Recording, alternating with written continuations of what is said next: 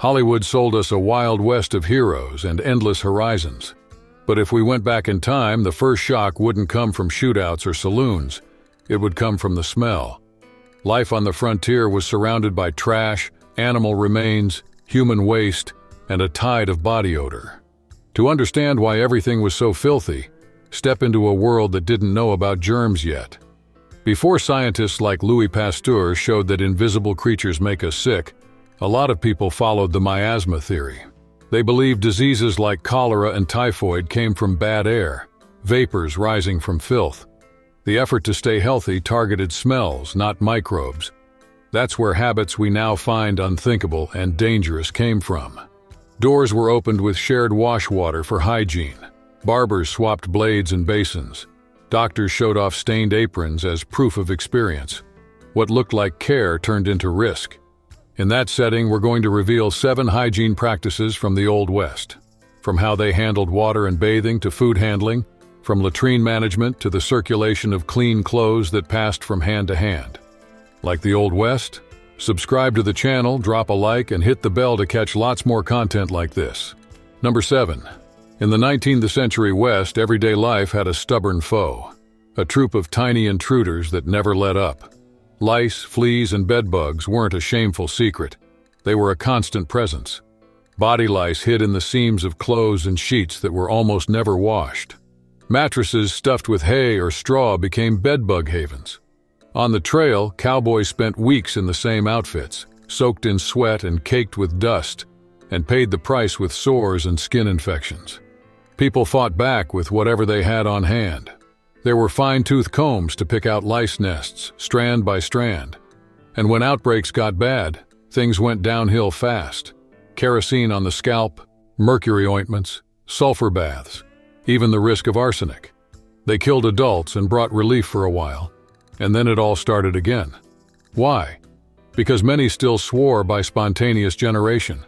Lice would sprout from dirt and sweat, not from eggs. Meanwhile, thousands of nits stuck to hair and fabric were just waiting for the right moment to hatch. The real enemy stayed out of sight. And it wasn't just discomfort. Body lice carry epidemic typhus.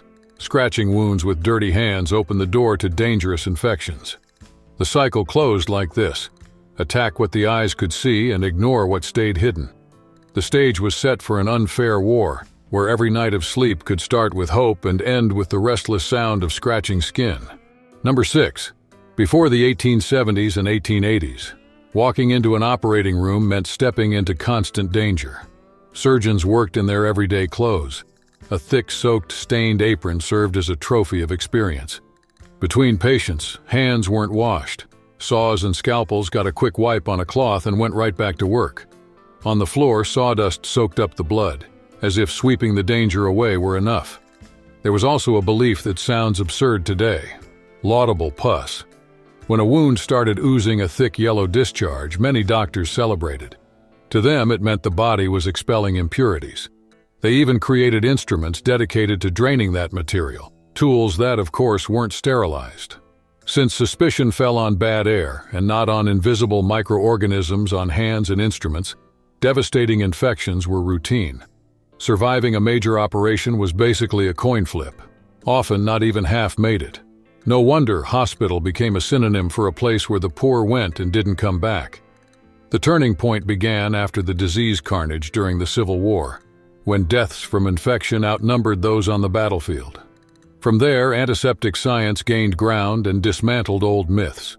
The blood-soaked coat, once a surgeon's pride, turned out to be an invitation to death, and surgery finally began to change. Before we go on, click subscribe and hit the bell. That way, every new chapter gets to you right on time and nothing on this journey slips by. Number 5. On the fringes of the country, trained doctors were rare. In that vacuum, a whole market of patent medicines popped up.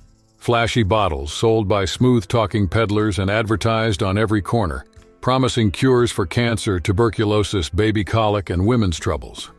The popularity wasn't just about naivety. Official medicine still relied on bloodletting, emetics, and salves that burned the skin, offering uncertain relief and guaranteed suffering. The result was that these tonics seemed to work fast, for a simple reason. They were dangerous, legal, and addictive concoctions. Many had up to 25% alcohol, as strong as whiskey, becoming a socially acceptable way to drink. Others carried heavy drugs, morphine in children's syrups, laudanum to calm women, and even cocaine sold as bottled energy. With no regulation and no idea about dependence, a silent epidemic spread, hitting women especially hard. While symptoms were muffled, underlying diseases got worse, and the cruelest danger lay in the crib. Well-meaning parents could overdose their kids by turning to opiate syrups. Number 4. The ordeal of the outhouse. On the frontier, the bathroom was just a wooden shack over a pit. No pipes, no sewer. A fly magnet with a smell you could notice from far away. In winter, the contents would harden and pile into a cone until it touched the seat. Someone would grab a stick to break it up and make room. Toilet paper, rare. People used leaves, handfuls of grass, catalog pages, even dried corn cobs, and that led to cuts, inflammation, infections. The bigger disaster, though, came from the miasma theory. Since the danger seemed to be the smell, they placed the pit far from the house. Without knowing it, they put it closer to the well or the stream. Clear water got fecal bacteria, and with it cholera and dysentery. Thirst killed faster than bullets. Whole families fell in a few days, and the trails heading west picked up a quiet trail of crosses. Number 3. The Saturday night bath. In many homes, bathing wasn't routine.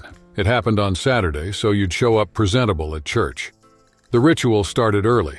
Fetch water, fill buckets, heat it on the stove, and save firewood. The tub sat in the middle of the house, and the order was strict. Father first, then mother, and the kids from oldest to youngest. No one talked about hygiene. The goal was to look clean.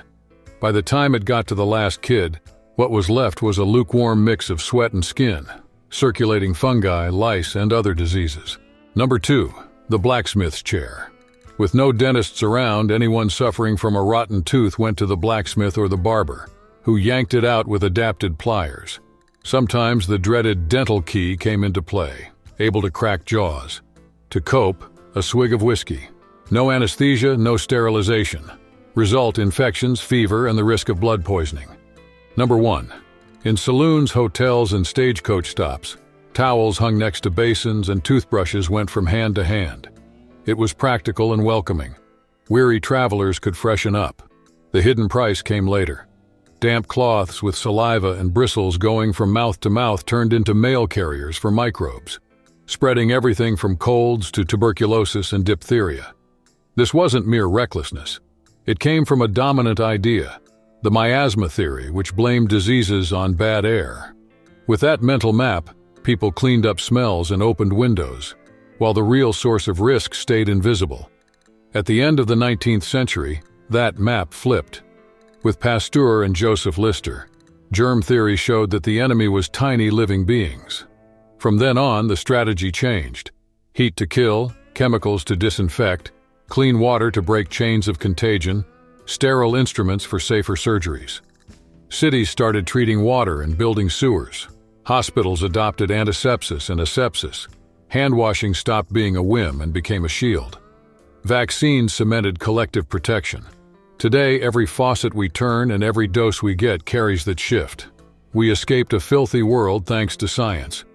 The greatest luxury isn't a car or a smartphone.